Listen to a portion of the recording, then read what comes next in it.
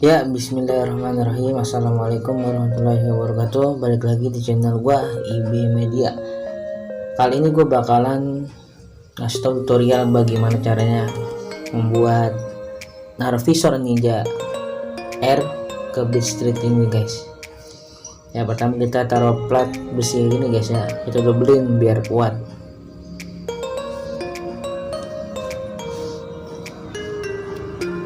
Nah, ini setelah kepasang, guys, gampang banget tanpa ngebor, tanpa ngerusak bodi ya, guys. Kita taruhnya di plat. Nah, platnya kita taruh di belakang visor. Kita tekuk aja platnya kayak gini, guys. Nah. Ya, cakep kan? Mantap.